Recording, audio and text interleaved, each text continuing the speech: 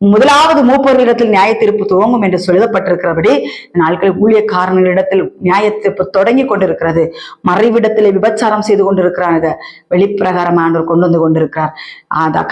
கர்த்தருடைய பிள்ளைகள், அவருக்காக வாழுகிற பிள்ளைகளை வஞ்சிக்கிற இந்த ஓநாய்கள் அறை வீட்டுக்குள் செய்கிறதை வெளியே கொண்டு வந்து கொண்டிருக்கிறார். பிடிபட்டு கொண்டே இருக்கிறார்கள். எவனுமே கர்த்தருடைய பார்வைக்கு தப்ப முடியாது. ஆண்டவர் சொல்லுகிறார், எல்லாரும் அவருடைய பார்வைகளுக்கு வெளியரங்கமாய் நம்ம இருக்கிறோம், நிர்வாணிகளா இருக்கிறோம் என்று வேதவசனம் சொல்லுகிறது.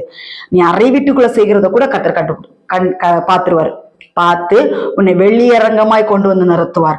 பல தடவை எச்சரிப்பு கொடுப்பார். கேட்காத பட்சத்தில் இப்படிப்பட்ட அருவறுப்புகளை செய்கிற பொல்லாத ஓநாய்க பிடிபட்டு கொண்டிருக்கிறது.